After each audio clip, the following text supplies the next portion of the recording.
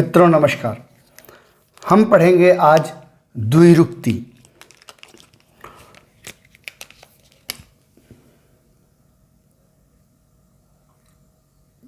द्विरुक्ति द्विरुक्ति का अर्थ क्या होता है? जब एक ही शब्द को दो बार रिपीट किया जाए उसे द्विरुक्ति कहते हैं। जैसे अपना अपना, तुम्हारा तुम्हारा, हमारा हमारा, हम तुम सब सब आदि, इसे हम द्विरुक्ति कहते हैं। द्विरुक्ति को अलग अलग भागों में हम बांट सकते हैं। दो बार एक ही शब्द का उच्चारण द्विरुक्ति कहलाता है। ठीक है, ऐसा अपन देखें तो हम द्विरुक्ति को संज्ञा, सर्वनाम, विशेषण, क्रिया, क्रिया विशेषण में बांट सकते हैं। ठीक है, तो हम इसको बांट सकते हैं संज्ञा में, अर्थात संज्ञा बोधक द्विरुक्ति। संज्ञा बोधक द्विरुक्ति क्या होता है? संज्ञा क्या होती है? किसी भी नाम को हम संज्ञा कहते हैं, तो ऐसी द्विरुक्ति जो दो बार संज्ञा के रूप में प्रयुक्त किया जाए उसे हम संज्ञा द्विरुक्ति कहते हैं। जैसे कौड़ी कौड़ी, कौड़ी कौड़ी, कौड़ी कौड़ी का वह मोहताज हो गया, तो ये हम संज्ञा रूपी द्विरुक्ति कहेंगे। पानी पानी, पानी पानी, वह पानी पानी को मोहताज हो गया, उसके क्षेत्र में पानी नहीं गिरा।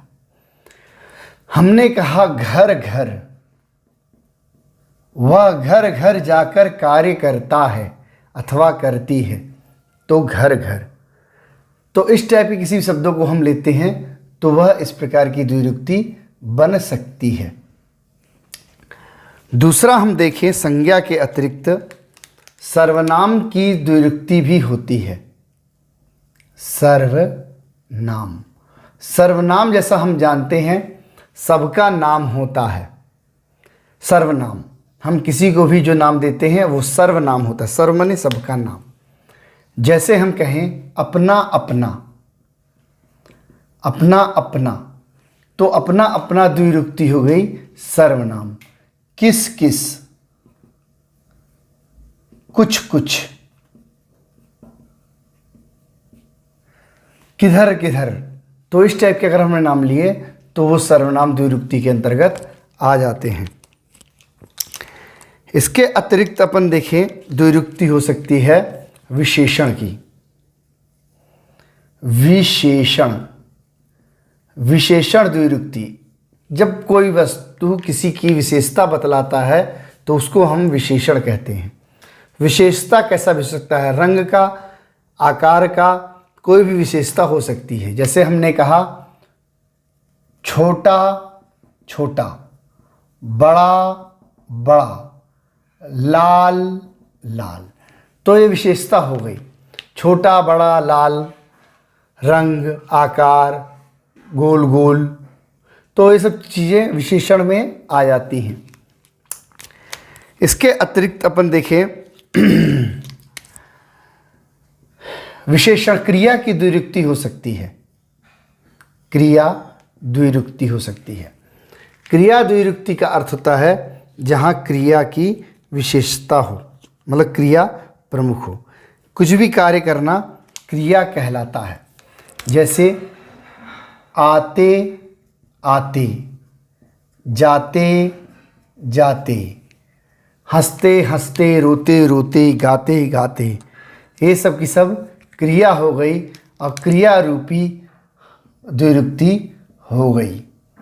ठीक है, क्रिया विशेषण की द्विरुक्ति, क्रिया विशेषण की भी द्विरुक्ति होती है। क्रिया विशेषण मतलब जो क्रिया की विशेषता बतलाए। जैसे जाते जाते, तो जल्दी जल्दी जाते जाते, तो जल्दी जल्दी, जल्दी जल्दी, क्रिया विशेषण की द्विरुक्ति हो गई। ठीक है। इसके अलावा पास पास, पास पास, धीरे धीरे, धीरे धीरे आते आते। ठीक है। तो जो क्रिया की विशेषता बतलाए उसे क्रिया विशेषण हम कहते हैं। विस्मय बोधक द्विरुक्ति होती है। विस्मय बोधक, विस्मय मतलब हे हो अरे आश्चर्य जब दिखाते हैं तो हम कहते हैं विस्मय बोधक द्विरुक्ति। तो विस्मय बोधक द्विरुक्ति क्या होती है? जैसे हमने कहा हरे हरे, राम राम, अरे अरे, मरे मरे। तो हम कुछ भी शब्द ऐसा इस्तेमाल करते हैं जिसका हम 2 बार उच्चारण करते हैं और विस्मय आश्चर्य में प्रयुक्त करते हैं, तो उसमें विस्मय बोधक द्विरुक्ति हम कहते हैं। ठीक है। इसके अतिरिक्त विभक्ति प्रकार की द्विरुक्ति होती है विभक्ति बोधक द्विरुक्ति।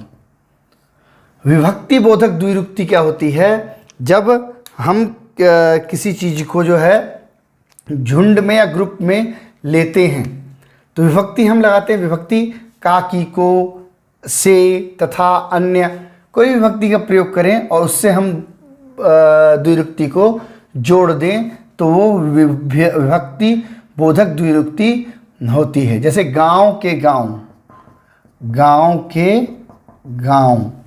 ठीक है। गांव के गांव, झुंड का झुंड, झुंड का झुंड। ठीक है। लोग के लोग, आते रहे। ठीक है। गाने पर गाना होता रहा, गाने पर गाना होता रहा। ठीक है। तो इस टाइप की हम जब द्विरुक्ति की बात करते हैं तो हम उनकी बात करते हैं संज्ञा सर्वनाम, विशेषण क्रिया विशेषण, विस्मय बोधक विभक्ति पूर्ण द्विरुक्तियाँ। अब हम देखें तो अर्थ, विभिन्न स्थानों के आधार पर अगर हम अर्थ के रूप में विभक्तियों को बांटें तो हम कह सकते हैं तो अर्थ के रूप में प्रयुक्त विभक्ति। ठीक है। तो हम किसी अर्थ के रूप में जब प्रयुक्त करते हैं किसी विभक्ति को तो हम उसको जो है बांट सकते हैं। जैसे एक अर्थ के रूप में हम प्रयुक्त करें, जैसे हम कोई पारस्परिक शब्द बोलें, पारस्परिक शब्द में कोई विभक्ति हम बोलते हैं। जैसे भाई भाई, भाई भाई, भाई भाई का प्यार। तो पारस्परिक संबंध को दर्शाते हुए हम जो कोई शब्द बोलते हैं तो भाई भाई का प्यार, पारस्परिक संबंध हम दर्शा रहे हैं, 2 भाइयों के बीच में दर्शा रहे हैं भाई भाई का प्यार।